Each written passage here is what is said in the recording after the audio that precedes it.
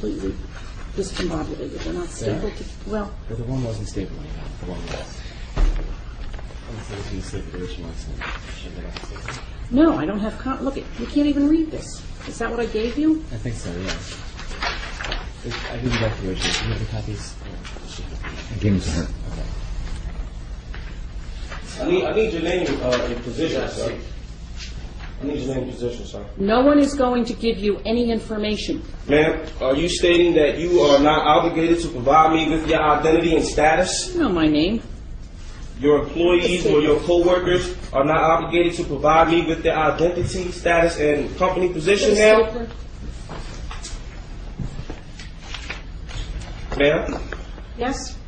Did you not just hear me? I didn't hear you. I'm sorry. I was trying to get the paperwork together. Okay. Can you wait a moment until I'm finished? No, I'm going to repeat myself. I'm here on the time, ma'am.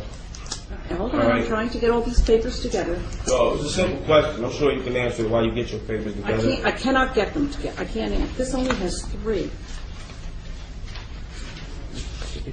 Okay.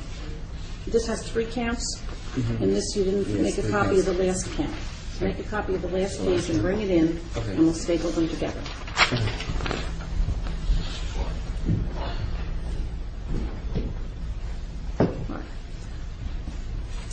All right, Noble Amir KCL. You complained about discovery. I think I've addressed that. I'm giving you the copies of the indictments, and you said you've never been interviewed. I am sure that Mr. Kiesler can give you now a date for you to be interviewed. Objection, ma'am. I do not require the Office of Public Defense or any attorney at law. Well, you told me that you were complaining that you hadn't been interviewed. No, what I stated was, if he was representation on this case, he has not provided assistance. If he was representation for this case, the assistance is ineffective. Well, my understanding is that Judge Smith has required Mr. Kiesler to represent you. Objection. I've addressed this matter with Judge Smith. Judge Smith does not have jurisdiction and could not prove jurisdiction. Therefore, Judge Smith does not have the authority to make any decisions for me. And neither do you. And neither does Mr. Kiesler, and neither does the Office of Public Defense. For the record. Now, as I stated, you just told me that you did not hear my question. My question was, I need the information for the people here who are attempting to force business on me. I want his name and position, I want her name and position, and I want his name and position. And I want your nationality. Not to point at me, and I am now going to ask you not to point at anyone else in the courtroom. It is very impolite. No problem, ma'am. Now I'm asking you to answer my question. You know my name. That is all you need to know. I don't know your name, ma'am. Judge Laban. That is my name. Your nationality?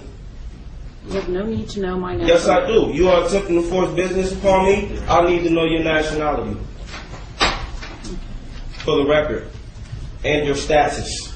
For the record. And anybody else that's working with you. Your questions are unintelligible to me. They're unintelligible? Do you not understand what nationality means, ma'am? Do I need to pull out the dictionary? Which dictionary are you comfortable with using, ma'am?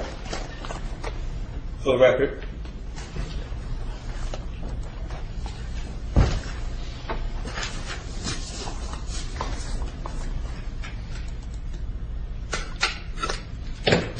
All right. The record should reflect that I am going to give to Noble Amir KCL, a copy of Indictment 08-07-0727 and Indictment 08-04-0441. Objection, ma'am. Could you state for the record who those indictments are addressed to? Well, stating who you were giving to. Objection. Wait, no. Hand that back to her. I am handing the papers. She needs to state for the record. I am handing the papers to Noble Amir KCL. I need to know who's on it, ma'am. It doesn't matter who's on it. Yes, it does. I'm giving you copies of papers. I need to know who's addressed to. Read it. If it's not addressed to me, read it. You've not read my notarized affidavits. Read it. You've not read my notarized affidavits. Right. Well, this is what I'm going to do. I'm going to give this matter another date.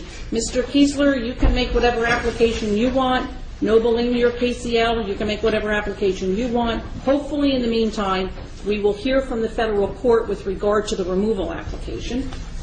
I'm going to just state for the record that your application to do any further proceedings are denied because you have not proven jurisdiction, neither has the prosecution who was here and present. Prosecution, would you state your proof of claim for the record? Your Honor, would any motion by our office be heard on the next date, or would you set a separate hearing? No, it will be heard on the next date. Thank you. For the record, the application to proceed to set any hearings is denied. It's not proven jurisdiction.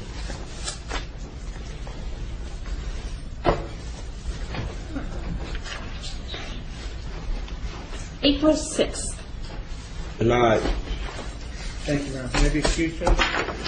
This is the only notice that I will give Noble Amir KCL at the April 6th date. I don't know if anyone sends out, I don't know if Mr. Kiesler's office sends out letters reminding people, but I don't. We simply expect that you will be here on April 6th. And For the please, record- let me just say this. If you want this court to rule with regard to jurisdiction, it is very simple to bring the issue before me. All you need to do is file the appropriate application, a notice of motion. Objection, ma'am. You can file all these other papers, and it's just never going to happen, sir.